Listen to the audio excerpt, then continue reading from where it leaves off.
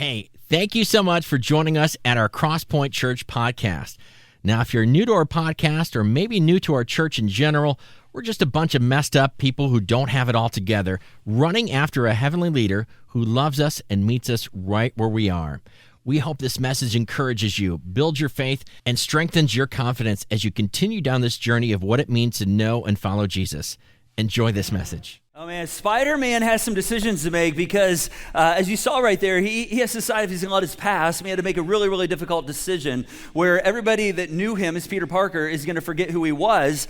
And he enters the world very alone now into this next season. And he's in a difficult season to decide, is he going to let that become his new reality, or is he going to lean into his future you, the person that he is becoming? So we're going to look at this. Wow, one of the biggest movies ever, opening weekend. I don't know if you saw this, $168 million opening box office on the first day.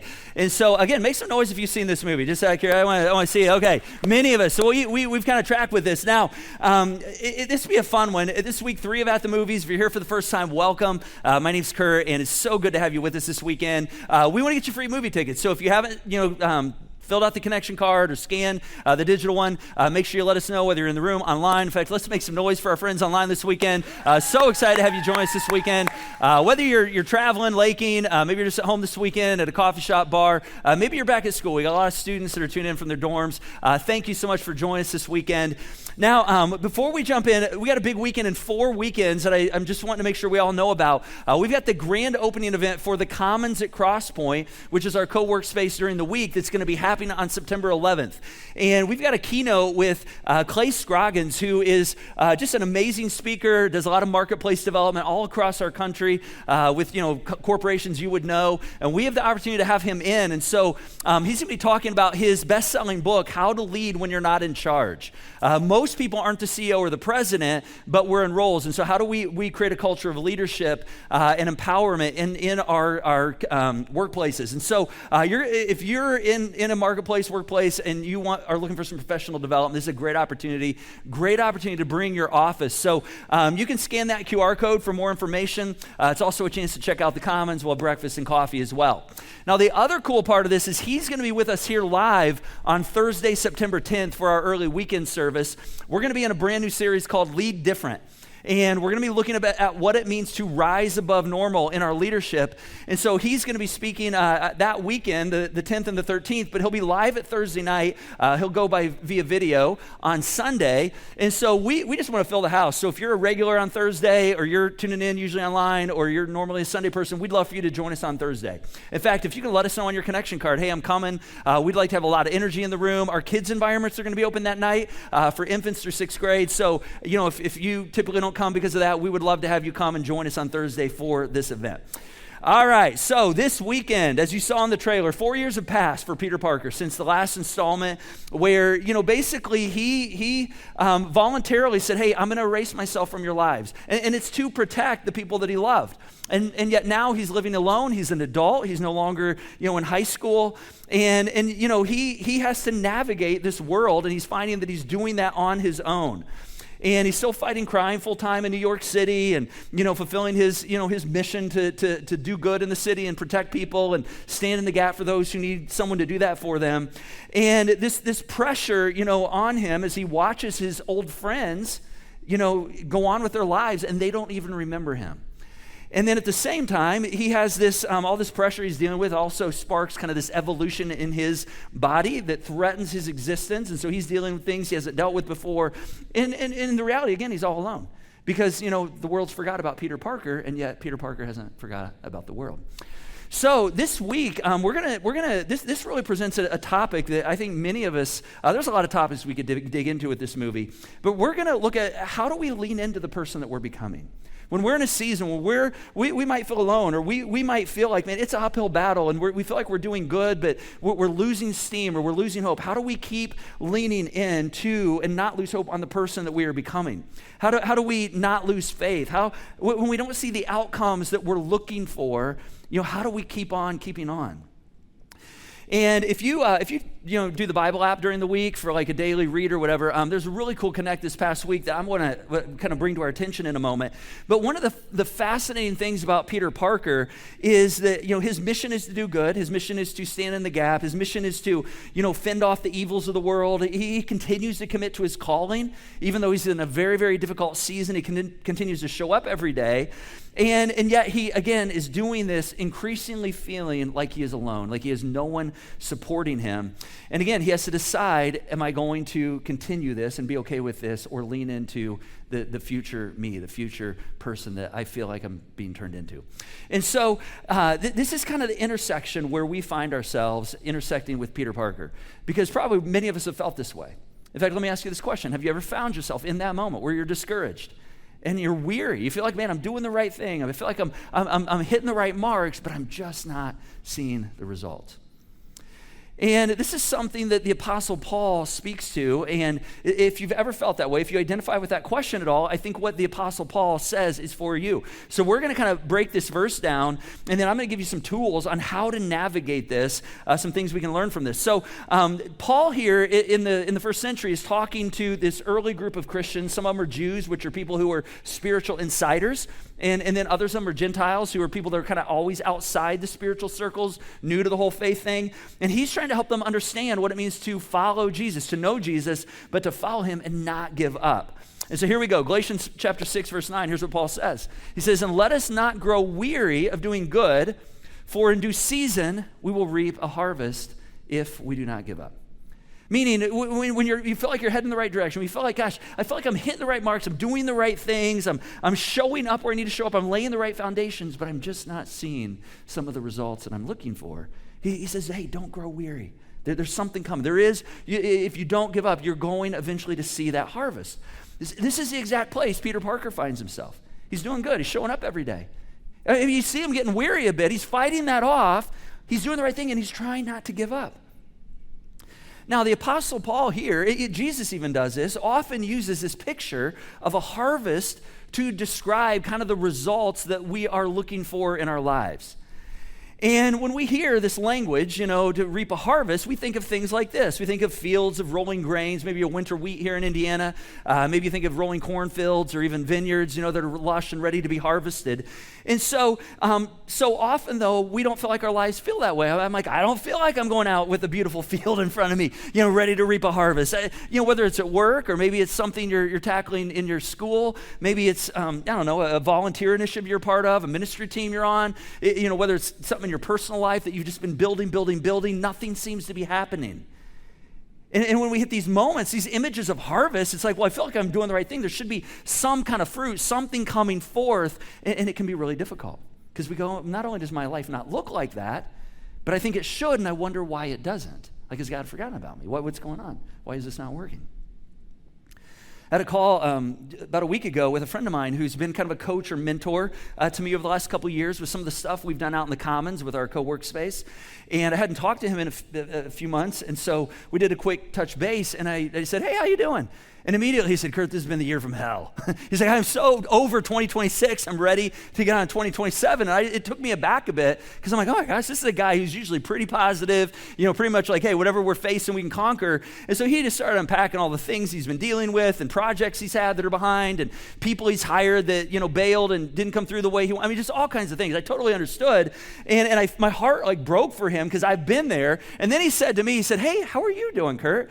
And I'm like, I almost didn't want to answer because I'm like, dude, I'm actually doing really good right now. And you almost feel bad because I'm like, I just came off a extended time off and I feel refreshed and I feel good. But I was reminded that that's how I am today, but tomorrow might be different. Right? Tomorrow might be different. I mean, he was in the throes of it. He was in the throes of man, I'm just trying to not give up. And see, here's the thing in this verse that I want to lift out that there's a truth that we miss in what Paul was saying right here. And here's what we often miss. That the harvest isn't all the time. All right? The harvest isn't all the time. We want to live in a perpetual harvest all the time. See, inside the cold, damp winter, when much earlier, I mean, the fields look very different. And the fields, I mean, you got these scraggly little plants that are coming up. And I mean, you're not like, man, I'm in harvest season right now. I mean, it's very different. And things are happening as they should be, right? And farmers, they know to not lose heart when they're in this season because they know there's something coming. If they continue like hitting the nail on the right head and cultivating and showing up and doing they know that there's going to be a harvest. But see, I think this is Paul's point.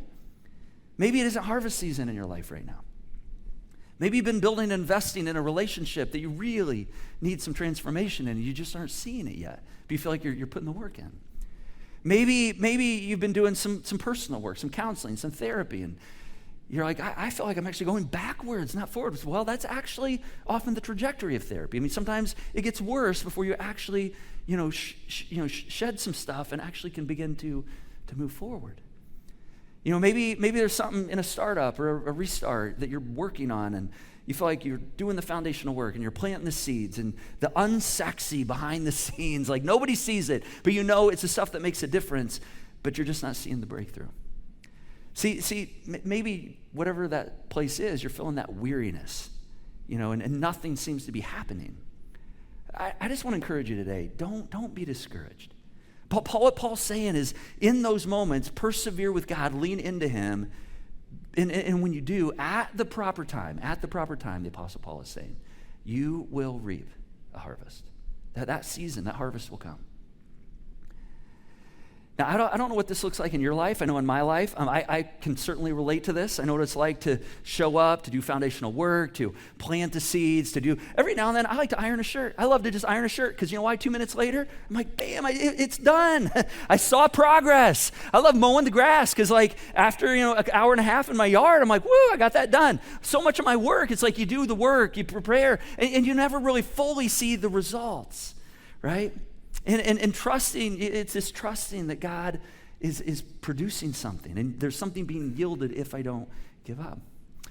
So today, I want to give us some seeds, because if you find yourself in this season, this is where Peter finds himself in the movie. I want to give you some seeds that you can sow and plant that will actually help you to not give up, that will lead you through that season toward the harvest. And these are things that have been instrumental for me. They're not all mine. I mean, some of them I've learned from other people, but some of them I've just built. This is a rhythm I built that I just want to share with you. And there's no silver bullet here. There's nothing like earth-shattering, like, oh my gosh, that changes everything. These are like solid, move the ball down the field. But when you do these, you actually, there's progress coming. All right, and so as I show these to you, you might identify some gaps. You might go, well, yeah, I'm actually already doing that. I'm doing that. But, here's one. Maybe I've not built in. Maybe there's some things you want to start building in. All right, and this is where Spiderman is. I mean, he's doing good. He feels like he's showing up, and yet he's not seeing the results personally that he longs for. So 5 types of seeds that not only strengthen us, but they also cultivate our relationship with God, and they actually help us not give up, but lead to a harvest. All right, here's the first one, the seed of growth, personal growth. Personal growth. Honestly, you being here today, tuning in online, that actually says like, hey, I want to grow. All right, you could be doing a lot of things right now. You don't have to be sitting in this dark room tuning in through a screen, but this shows that you are interested in exposing yourself to things that are going to grow you, to push you forward. In fact, it's one of the things we hear from men, women, students, young adults often, they'll come and they'll say something like, well, I used to go to church growing up, or my grandma took me, and it didn't really connect with me, and somebody invited me to Crosspoint, and I kind of rolled my eyes. I'm like, well, I've done that before. I mean, I've done church, but this was different. It didn't feel like church. And it wasn't, that I got some information. It was that I was taught in a different way. See, this is one of the seeds that grows us, is when we are personally growing. And part of what helps us not give up as we go through those difficult seasons, the things that grow our faith, is when we're exposed to practical biblical teaching. I mean, things from the life of Jesus. All right, teaching where at the end of the service, you don't just know more. You don't walk out and go, oh, that's good to know. That's some good information. But you actually know what to do with it. You're committed to that. In fact, just a couple weekends ago, there's a young lady who had talked to me a number of months ago, and she said, hey, Curt, I hate this, but we're going to have to find another church because, our drive's really long, and my kids are getting older, and it's just hard to, make it all the way across Indianapolis. And I'm like, I hate that too, but I get it. I think it's a big deal to, have a church in your neighborhood where you can invite friends, and, you're right there. And I was just out greeting a couple weekends ago, connecting with people because I wasn't on the platform or anything. And here she came walking in. I'm like, oh my gosh, look, you're what are you doing? I thought you were looking for something in your community. And she said, well, I want to drop you an email. But here's what she said. Here's why I'm telling you this. She said, I've been to all these churches, and she said, the reason I just keep coming back is because every time I come here, I actually walk out with something that I can apply to my life. She's like, I find I do these religious things in other places, and we talk about stuff that's good to know, but it doesn't help me with my week. She's like, I always have an application. That's a seed. It's why we do next steps on the back of your connection card. Every week, we give some next steps. Like, here's some very direct things. We're very committed to this. See, so when Jesus opened the Old Testament to teach, when Peter and Paul opened up, to teach in the book of Acts, they taught toward application, not toward knowledge. In fact, Jesus actually talks about this in the Gospel of Matthew. We're going to pick up on a speech that is kind of the conclusion of a moment where he's doing this. And it's one of the reasons it's famous is because it was so practical. And even the conclusion is practical, all right? And so in Matthew chapter 7, Jesus just finished this big speech on the side of a mountain called the Sermon on the... Yeah, look at you guys, you're paying attention. Sermon on the Mount. Yeah, they're very creative in their titling of things. And so in this speech, it's basically a big to-do list, but it's a to-do list on how, not just how to know God, but it's a to-do list on how to actually live a better life. And see, one of the reasons that Jesus does this is because he understands that knowledge doesn't make the difference. It's what you do that makes the difference. So here's what he says. Here's how he says this. He says, therefore, meaning there's a lot that you already missed. You've already missed a lot. He says, therefore, in light of everything I've just said, everyone who hears these words of mine and puts them into, and what's the word right there? Practice. Yeah, he says practice. We're talking about practice. That's what we're talking about. We're talking about practice. Everybody who puts them into practice, that never gets old for me, by the way, is like a wise man who built his house on the rock. So basically he's saying, hey, if you want to see a harvest, if you want to see God show up, don't give up. Keep planting. Keep sowing. The harvest will come. Second thing, the seed of sowing community. All right, having a people. Saw an article on Apple News this past week that talked about happy people, the one thing they have in common. Here's what it said. It said, in short, the studies found that having strong, healthy relationships is one of the biggest factors in living a happy and healthy life.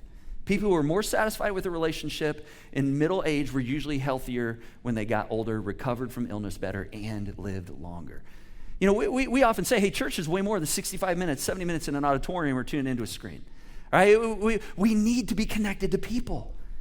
In fact, just this last week, Wednesday, the men's group I connect with, the guys, I love it, a bunch of guys getting together, and we were talking about last week's message and teaching and purpose and what's our mission and the whole Toy Story theme and Jessie finding her purpose. And one of the guys that co-leads with me asked the question, he said, hey, do you guys think your best days are still yet in front of you? Meaning it is God continuing to shape and hone and use you in this world and increasingly planning to use you more. And we had a really interesting conversation on love when guys get together, encourage one another, and actually talk about how can we live better versions of ourselves and bring more to the world that we're supposed to bring. It's an amazing thing.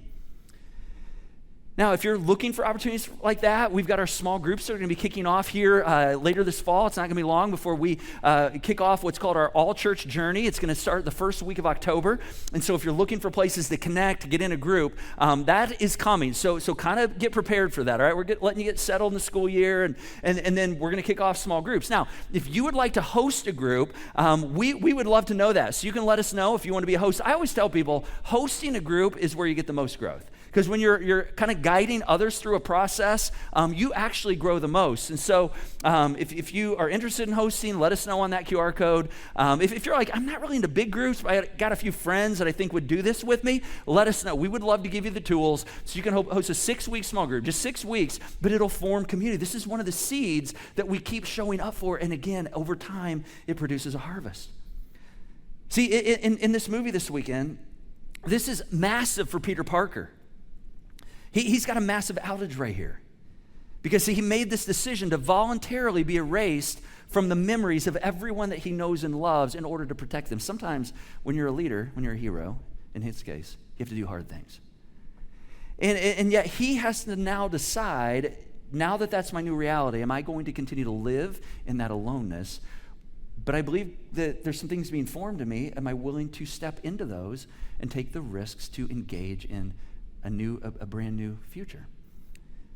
And so we all have to make those decisions. Number 3, planting seeds of generosity. In this world, there's 2 kinds of people. There are givers and there are takers, right? don't look at the person next to you.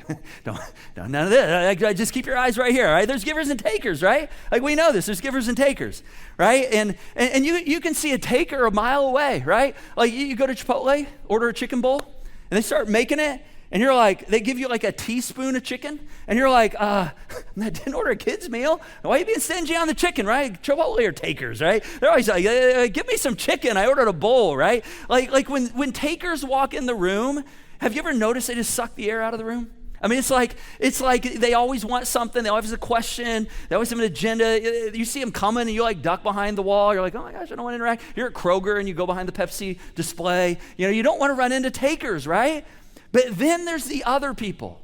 There's givers, right? Have you ever met a giver? Like you just get a smile on your face the moment you think of a giver, right? Because they're like a Chick-fil-A worker. They're just like, my pleasure for no reason. They're like, I'm just here to bless you. Like they just bring joy to your life, right? Like you feel good when you're around them. Like they show up early, they stay late, they're always wanting to help, they're encouraging, they walk in the room and they want to know how you're doing. They don't focus on themselves. I'm telling you, if you want to prepare a heart, if you're like, hey, I'm in a season, I'm trying to get through this, I don't want to give up, be generous, be generous with your life. I'm telling you, you want to talk about preparing a harvest. Be generous. I think it's one of the reasons God built this into the DNA of the church, the fabric of this community knows a church, serving, volunteering. Every week we have in our weekly a volunteer card where you can join a team around here. You can be a SWAT team, volunteer. We just, serve 2 times in a month to fill some gaps. We've had a lot of you that have been doing, let's make some noise for those who have been doing SWAT team volunteering. We've been so encouraged by this. It's been really, really cool. In fact, I was at the front doors last weekend. A lady came walking out. She wanted to, tell me something. And she came up and she was like pouring with sweat. I'm like, are you okay? And I looked down. She had her difference maker shirt on, which means she was volunteering back in toddler environment that morning with some of your kids. She's back there sweating her rear end off, taking care of your kids while you're in here like, drinking coffee and enjoying yourself. And I just thought, man, she is planting seeds. She might not go home today and feel like, wow, I made a massive difference sweating my rear end off in that classroom.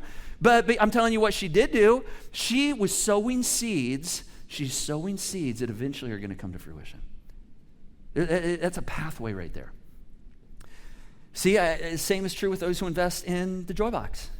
Yeah, look at that. I surprised you with that. Yeah, those of you who are, whether you're a percentage giver, you're a periodic giver, whether you committed to the Here to There initiative, I'm telling you what, you are planting seeds, you are preparing a harvest. I don't know how that's going to come back to you, but when you are generous, I'm telling you, people are drawn to generous people.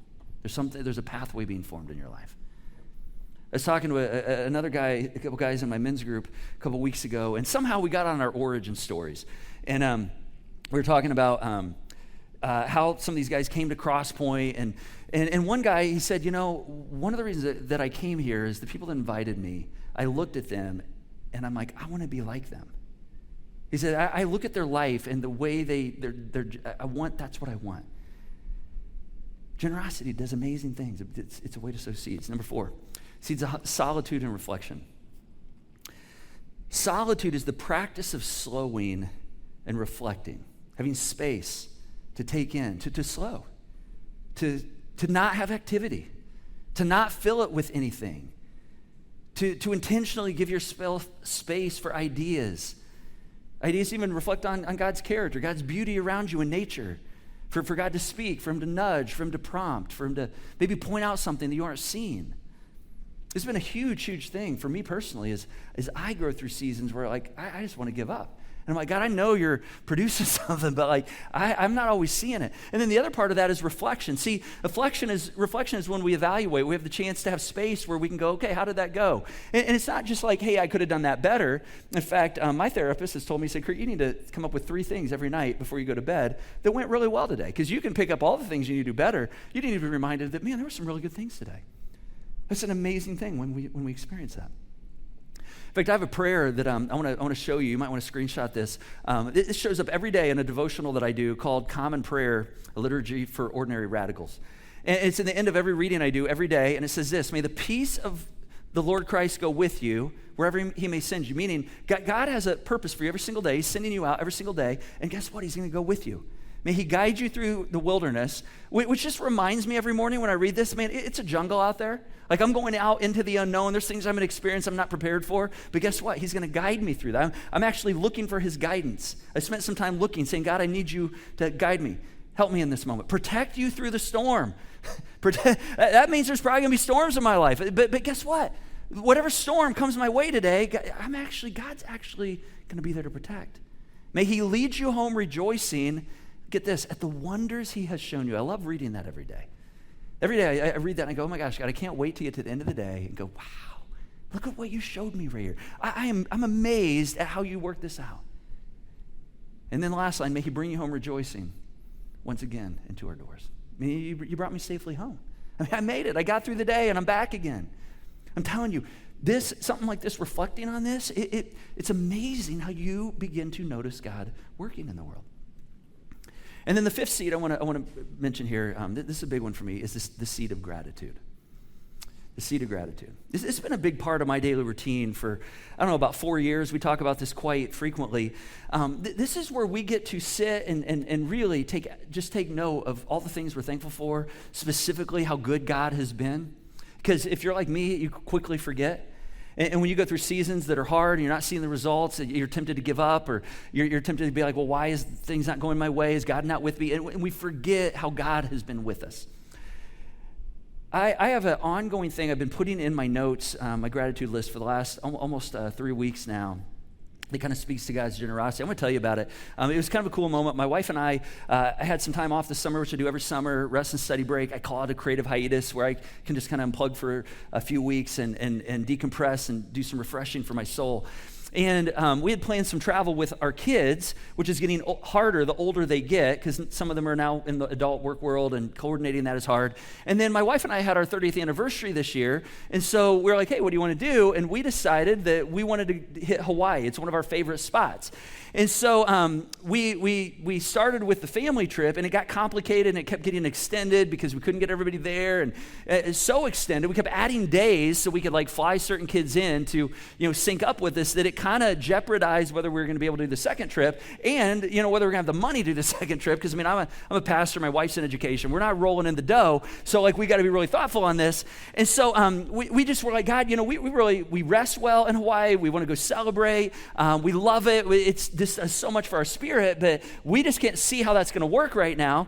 My wife came across this post on a Facebook forum for a resort we love, a Marriott Vacation Club, that she joined the forum, and there was a guy on there that was posting a studio room that was connected to his one-bedroom suite, that he said, hey, I'm not going to use this. I'm selling it for $1,500 for the week. And she's like, you think we could do this? You think this is real? So I reached out to him, and I said, hey, what's the deal on this? And he said, well, we had other people traveling, and it's a 2-bedroom unit, but we don't need the 1 bedroom now. It's a studio. It locks off. You can have it. It'll be totally your own room, like a studio hotel room. I'm like, oh, that sounds good. I said, we can only use it for 5 nights. So we knocked the price down. And I'm just like, $1,200 for like 5 days in Hawaii. Like, I can do that. All right. And so we get excited, but like, I said, how does this work? And he said, well, I need you to send me like half of the money by Venmo to hold it. And I'm like, do I get a reservation number? He said, well, no, it's in my name. I will hold it for you. I said, so I'm going to send you all this cash and trust after a 9-hour flight that you're going to have a hotel room for me, and I'm not going to be stuck out, sleeping on the beach. And so we negotiated. I said, hey, I'll send you like a small fraction of that. And he finally agreed. We still got on a plane and flew 9 hours, hoping that there would be a room there for us. And when we got there, the guy was there. He was super cool. And not only was he there, it was an ocean luxury level studio overlooking the ocean and the sunrise every morning. I go, oh my God, $1,200, God. I can't even travel in the United States, contiguous United States, for that amount of money. I just felt so overwhelmed by that. Julie and I felt so blessed and felt like God kind of guided and provided in that season. Well, the next day, there was this moment that came up where Neil and Gail came to us, and they were like, hey, we've got a problem. And we knew this was going to happen. Something's going to happen. They said, well, our house, back in Florida, we've got a leak, and we've already got people there removing the baseboards. They think they're going to have to take all of our floor out. We're going to have to go home tomorrow. And we're like, oh my gosh. I'm thinking, oh my gosh, like we're going to lose our place to stay. What are we going to do? But that's not what I said. I was like, well, what can we do to help? Right? Like that's what you should say. And they looked at us and said, well, there's nothing you can do. But they said, here's what we're going to do. We're gonna have housekeeping come clean our one bedroom, and then we're just going to give you the whole house. You're going to have 2 bedrooms with 3 balconies overlooking the ocean for $1,200. And I was like, oh my God, like we were so satisfied where we were, and yet, and the thing that I learned in that, here's what I learned. It's like, oh, God helped us work this out. God's got all this stuff he's taking care of in the world. Big things. I wasn't sure he really cared all that much about rest and restoration and working out these small details that we were trying to figure out if we could afford or not. And I was blown away, and here we are in a place we can rest and take in beauty and be restored. And I look back and I go, oh my God, you did all that. I mean, so those moments when I'm facing challenges and I'm like, God, are you there? Are you with me? I'm not seeing things. To be reminded that, no, God even takes care of the little things, the small things. It was an amazing moment. I write in my gratitude list every morning all the ways I'm seeing God show up because it reminds me, hey, don't give up. If you're not seeing the harvest, don't give up. Sometimes we got to decide, am I going to continue to operate that way, or am I going to lean into, no, I do see God. God's for me. He's with me. He's taking me forward. You got to choose to walk into the new you. So we're gonna help us get something in our mind and choose to walk into the new today, all right? So we're going to do something kind of peppy. You guys want to do something kind of peppy right now? You want to do something? Yeah, Mark. So Mark and the band, we got something from the Foo Fighters. And the Foo Fighters, Mark, when they're not out rocking the free world, what are the Foo Fighters doing? Fighting foo, right? Because the free world's been relatively foo-free for, about 3 decades now. Yeah, so you guys like the Foo Fighters? All right, so they got a great song for us. It's going to remind us that, hey, we got to learn to walk again. We got to walk into the future and into our new future. Here's Mark, Macy, and the band. Wow, come on, the Foo Fighters by Mark and the Crosspoint Band right there. Yeah, I tell you what, sometimes we have to do that, right? I love that line. I'm learning to walk in. Sometimes we have to learn to walk. Sometimes we have to decide, this is where I am. And God's doing something in me. But you know what? I've got to choose if I'm going to continue to not give up and chase that thing down. This is why Paul says, let us not grow weary of doing good for a new season. In due season, all right? You and I don't get to choose a season. In due season, you're going to reap a harvest if you don't give up. See, I don't know what you're waiting on. I don't know what you're stuck in. I don't know what season, you feel like you're just never going to get out of. I don't know what that looks like. I don't know where you're waiting and you're tempted to say, I don't know if it's worth it. One of the books I read this summer, which I want to give you one more thing to kind of take into this week.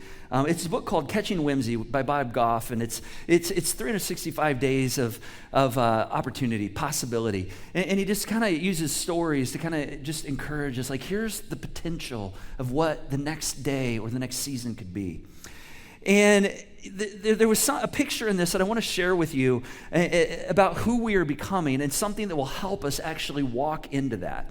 And so the verse that he kind of references is Romans chapter 6. This is the Apostle Paul. He says, for we know that our old self was crucified with him so that the body ruled by sin might be done away with, that we should no longer be slaves to sin because anyone who has died has been set free from sin.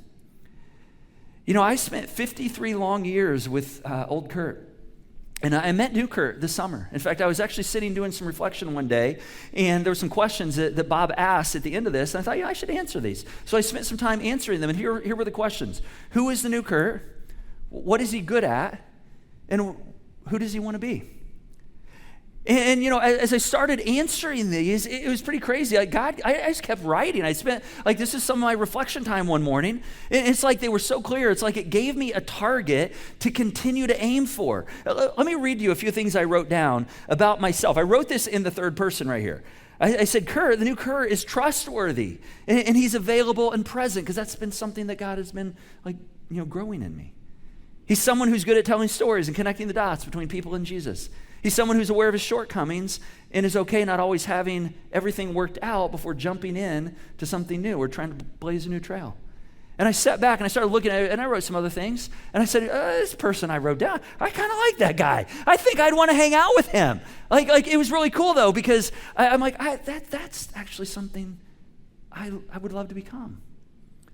What would happen if you wrote down the answer to these 3 questions. In fact, I encourage you to do that this week. It's going to be one of our next steps. Take a screenshot of these questions. Bob gives these to us. Find a little space, spend a little time saying, yeah, I can talk about all the things I'm not, all the things I'm struggling with, but who is the new you? What is he or she good at? What does he or she, want to be? See, Peter Parker, he gets to the end of this movie, and that's the decision he has to make. He had some difficult decisions to make where he voluntarily, erased himself from everyone who knew him to protect them. And he's still the friendly neighborhood Spiderman doing good in the world, but he has to decide if he's going to risk reaching out, because he told them, hey, I will reach out. And he's being formed in this process, but he's got to decide if he's going to learn to walk again into the new. So this week, let us not grow weary of doing good. For a new season, we'll reap the harvest if we don't give up. So a couple next steps. I told you we do these every single week. On the back of your connection cards, why don't you just take a look. I'm obviously coming back next weekend. That's a big one. If you're just like, Curt, man, I'm curious. I want to continue to lean in. We'd love that. We'd love to see you next weekend. Maybe you got a friend you want to invite. That's another great next step. Get some free movie tickets. They'll get free movie tickets. Here's the 2 connected today. What seeds do you need to be intentional on this week? I gave you 5 seeds that have been really big for me, that have helped me grow and not give up through seasons, but preparing for a harvest. Which one perhaps you say, that's one I want to work on this week? And then these 3 questions. All right, would you be willing to spend a little time? What does the future you look like? Who is the new, you fill in the blank? What is he or she good at? Who does he or she want to be? You might be surprised what you begin to see God is forming in you. Remember the story about Jesus? If maybe you've heard the story where these men come and they have this friend who can't walk. So he can't walk, literally. And they remove all the shingles from the roof and they kind of lower him down right in front of Jesus in this house because there's so many people they can't get to him. Maybe for us, maybe part of walking into the new is maybe we just need to visualize lowering ourselves down, by a rope right in front of Jesus, and so that we can actually be reminded of who we are and we can get up and walk out into the future you. Because that's what that man did. He actually got up off his mat and he walked out. Are you willing to walk? Are you willing to walk again? And I think God's got an amazing future. You might be in the middle of something difficult. If you won't give up, if you'll keep showing up, I'm telling you, the harvest will come. Let's go ahead and stay in. I want to pray for us. We're going to sing one more song. God, thank you for being a God who believes in us, even when we don't believe in ourselves. And we believe that where we are now isn't the place you want to leave us. You actually want to continue to take us to the next place. You accept us right where we are. But you have a future, you have a plan. And sometimes that's so hard for us to see. We feel stuck. We get tired. We're weary. God, show us what to do with what we've heard, what our next step is to perhaps take that step into embracing, not giving up on that future me, allowing you to continue to do the forming work that you're doing. And thank you. We just want to thank you in advance for your patience. God, for some of us, we might know that the very first step we need to take is beginning to walk with you. Maybe it's taking that first step of allowing you to be our leader and our Savior. And right now, we just feel like this is our moment to do that. And if that's where you are, you can simply say, Jesus, I want to know you as my Savior. I want to receive you. As I receive you, would you receive me? And would you begin to show me, help me, walk into that new future, that new self. Help me to learn to walk again. God, thank you for your goodness. Thank you for including us. We pray these things in your name. Amen. Thanks so much for joining us today. Take a moment to follow our podcast on your preferred platform and be sure to download our app to stay informed on everything happening here at Crosspoint. And if you like what you heard today, don't hesitate to share it with a friend that might need to hear it too.